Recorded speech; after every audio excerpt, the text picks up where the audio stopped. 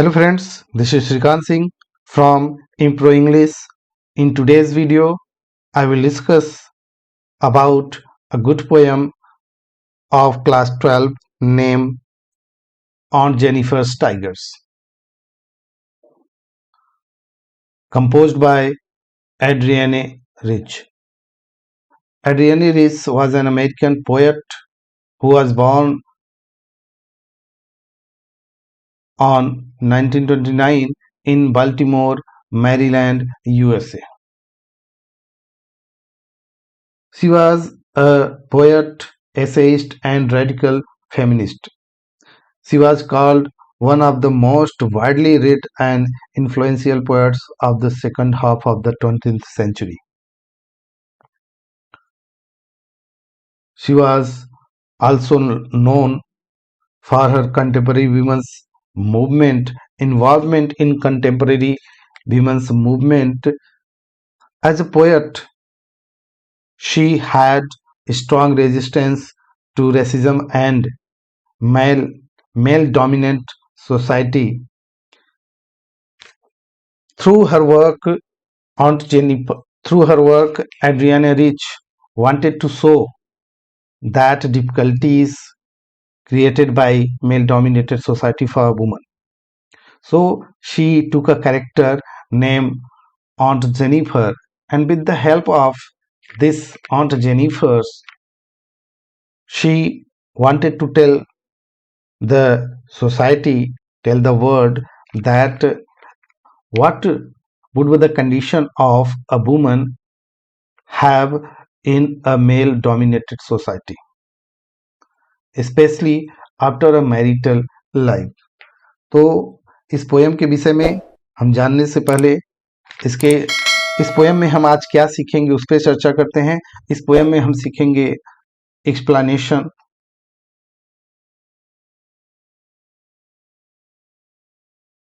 Poetic device,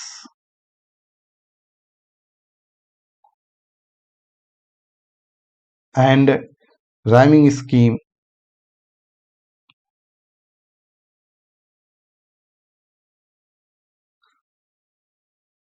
तो यदि मेरे प्यारे दोस्तों आप मेरे चैनल पर नए हो तो मेरे चैनल को सब्सक्राइब कर लें और बेल आइकन को प्रेस कर दें ताकि मेरे सभी अपलोडिंग वीडियो का नोटिफिकेशन आप तक पहुंचता रहे। तो दोस्तों आगे बढ़ते हैं और देखते हैं कि इस पोएम की लाइन बाय लाइन एक्सप्लेनेशन क्या है।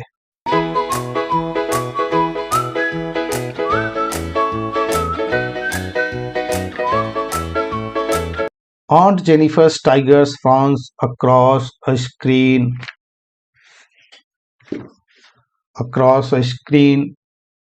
Bright topaz denizens of a world of green. They do not fear the man beneath the tree. They pace in sleek chivalric certainty. तो हम यहाँ पे पहले वर्ड्स की मीनिंग देखते हैं। Hard words.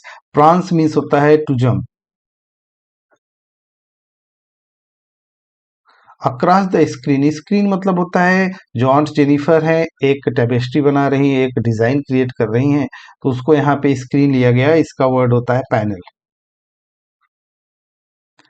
Bright topaz, topaz होता है कि एक येलो प्रीशियस स्टोन, एक येलो स्टोन होता है जो बहुत ही प्रीशियस होता है।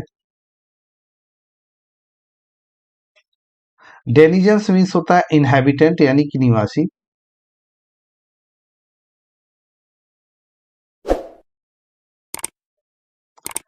Of a world of green, ये a world of green forest के लिए लिया गया है।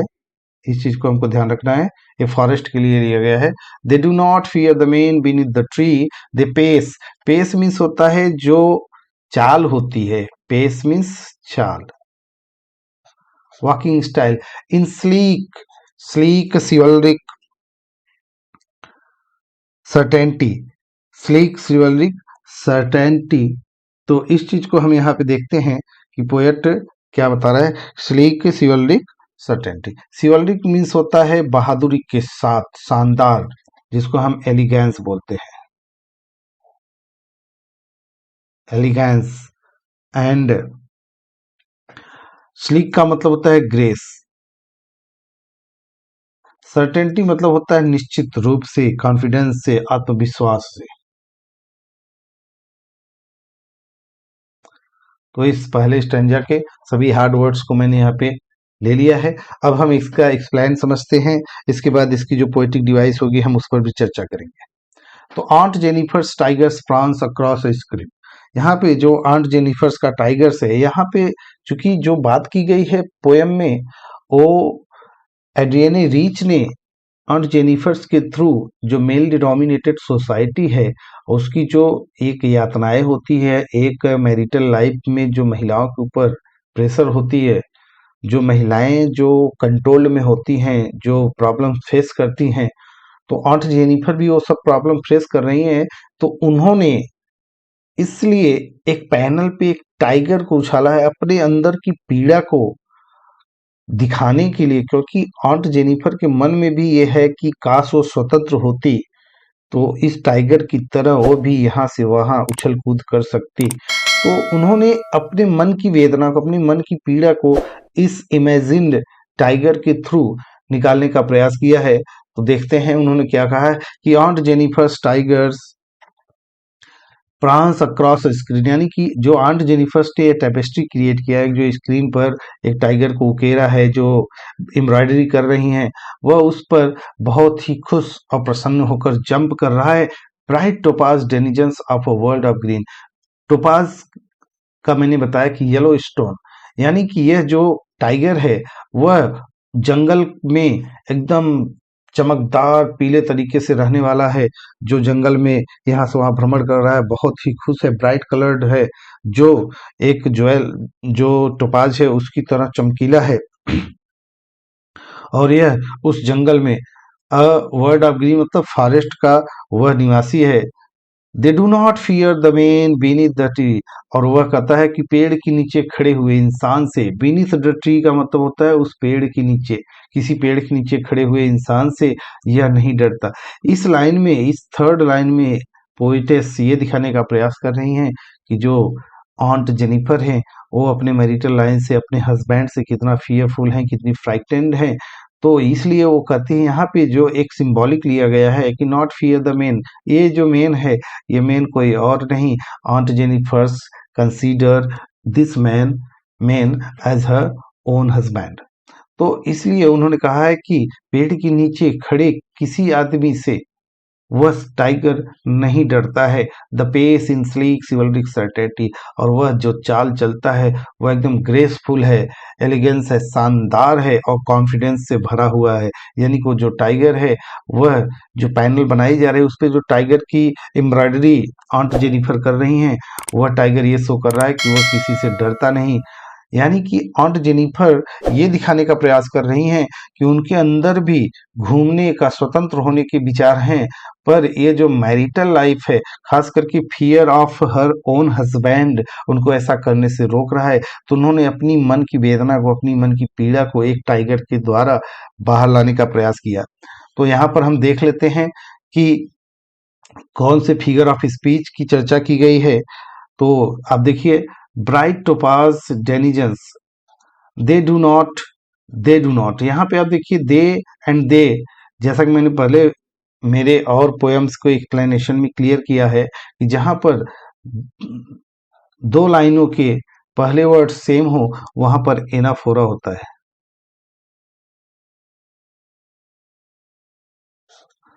एनाफोरा होता है। और यहाँ पर देखिए एक चीज और, ये जो ब्राइट टोपाज, ये टोपाज डेनिजन्स जो लिया गया है, ये उस टाइगर को दिखाने का प्रयास किया जा रहा है, कंपैरिजन किया जा रहा है बिना एज और लाइक का यूज किए। तो इसलिए यहाँ पर टोपाज के प्लेस पर यहाँ पर एक और पोएटिक डिवाइस का यूज किया जाएगा और वो है metaphor.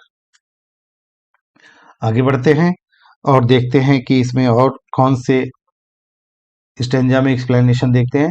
ऑन्ट Jennifer's fingers fluttering through her wool find even the ivory needle hard to pull, द massive weight of uncle's wedding band sheets heavily upon Aunt Jennifer's hand। यहाँ पे देखते हैं पोएट का पोएटेस जो हैं वो कह रही हैं कि ऑन्ट जेनिफर्स की उंगलियां फिंगर्स फ्लटरिंग मतलब ये फ्लटर का मतलब होता है शिवर करना, कांपना, यानी कि आंट जेनिफर की उंगलियां कांप रही है थ्रू हर वूल, उस ऊल के बीच में, यानी कि जो डिजाइन एम्ब्रॉयडरी कर रही हैं उसके बीच में उनकी उंगलियां कांप रही हैं। और ये कांपना क्यों हो रही है? क्योंकि ये जो डर है, जो फियर है उनके अपने हस्बैंड से, वो उनकी उंगलियों को काम करने नहीं दे रहा है। वो जो इमेज कर रही हैं, इमेजिनरी आ रहा है एक डर का, वो उनकी उंगलियों को काम काम नहीं करने दे रहा है, यानी उनकी उंगलियां कांप रही हैं। Find even the ivory needle hard to pull, यहाँ तक कि जो आइवरी, आइवरी मतलब हाथी के जो टस्क होते हैं उससे बनी हुई पतली पतली सुइयां जो होती है, वो भी हार्ड टू पुल, वह डिजाइन में से खींच नहीं पा रहे हैं, यानी कि वो चला नहीं पा रहे हैं, उससे ऑपरेट नहीं कर पा रहे हैं कि एक अच्छी डिजाइन क्रिएट हो। क्यों? Because of the fear of her own husband. The massive weight of uncle's wedding band, यहाँ पर एक सिंबॉलिज्म, एक इमेजरी लिया गया है। अंकल्स वेडिंग बैंड कहने का तात्पर्य है कि वह जो वेडिंग रिंग,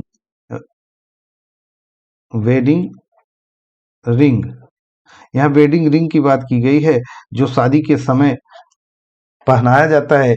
तो यहाँ पे ये वेडिंग अंकल्स वेडिंग बैंड का तात्पर्य क्या है कि अभी भी आंट जो हैं वो अंकल से डरती हैं और उनके वेडिंग बैंड एक इमेजिनरी ली गई है और ये बताने का प्रयास किया गया है कि उनके वेडिंग बैंड का भार इतना है कि वह उसके मैसिव वेट मतलब अत्यधिक भार होने की वजह से, मैसिव मतलब भारी, बहुत ज्यादा, वेट मतलब वजन, ऑफ अंकल्स वेडिंग बैंड, शादी का जो रिंग पहनाया गया है उनको, उसका भार, उस मैरिटल लाइफ की जो भार है वो बहुत ही ज्यादा है। Sits heavily upon aunt Jennifer hand, sits बैठ गया है, हैविली बहुत भारीपन से, अपॉन एंड जेनिफर सेंट, ऑन जेनिफर के हाथों पर।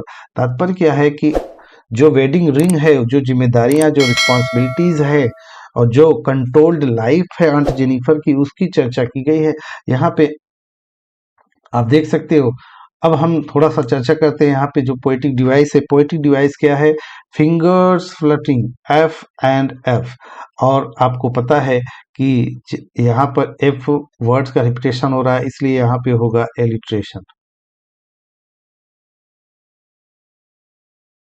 आगे बढ़ते हैं, इस लाइन में देखते हैं uncle's wedding band. Uncle's wedding band का तात्पर्य होता है कि अंकल के द्वारा दी गई शादी में जो रिंग है, जो वेडिंग रिंग है वो बहुत वजन है। तात्पर्य यहाँ पे एक तरीके से हाइपर बोला, क्योंकि रिंग का वजन बहुत ज्यादा नहीं होता तो ये बहुत बढ़ा चढ़ा के बताया गया है, तो यहाँ पे एक हाइपरबोल का यूज किया गया है। और आगे बढ़ते हैं, सीट्स हैवली। सीट्स, यहाँ पे उस रिंग को हाथों पर बैठाने की बात की जा रही है, यानी कि उस रिंग को, जो नॉन लिविंग थिंग्स है, उसको एक ह्यूमन बींग्स के कंपेयर करके दिखाने का प्रयास किया जा रहा है। तो इसलिए यहाँ पर एक पोएटिक डिवाइस और आती है जिसका नाम है पर्सोनिफिकेशन।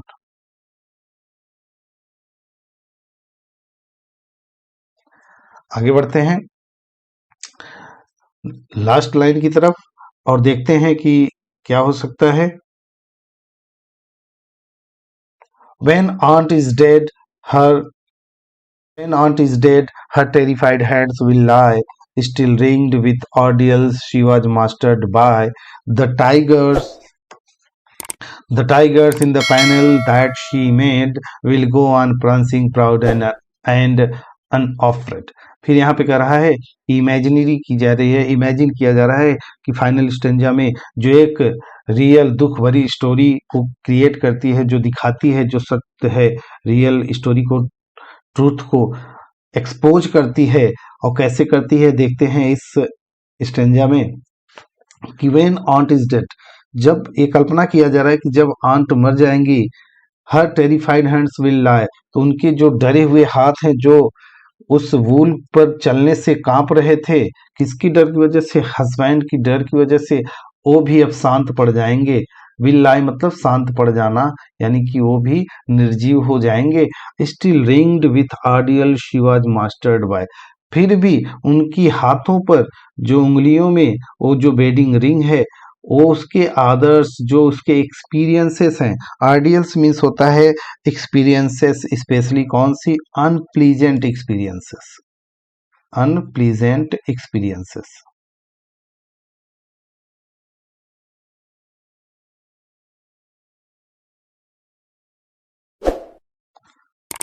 तो जो अनप्लीजेंट एक्सपीरियंसेस उन्होंने फेस किया अपनी पूरी लाइफ में, वो उस रिंग के द्वारा शी वॉज मास्टर्ड बाय। यहाँ पे आप देखिए कि अगर हम यहाँ पे टेंस का यूज नहीं दिखाना है, फिर भी हम बता दें कि देखा शी वॉज मास्टर्ड बाय, उन्हें कंट्रोल किया जाता था। मास्टर्ड बाय का मतलब होता है शी वॉज कंट्रोल्ड, किसके द्वारा? That male dominated society, her own husband, उसके हस्बैंड ने जो उनको कंट्रोल किया था, जो उनके ऊपर नियम बनाए थे, जो उनके ऊपर मास्टरी की थी, वह अब भी उनके मृत्यु के बाद भी एक अनप्लीजेंट एक्सपीरियंस के रूप में दिख रहा है। जो उन्होंने अपने पूरे जीवन में जो दर्द, जो पीड़ा, जो यातना, जो परेशानी, जो प्रॉब्लम्स, जो मानसिक वेदना सही थी, वो भी उनके मरने के बाद भी वो समाप्त नहीं हुआ, वो अभी भी बना हुआ है।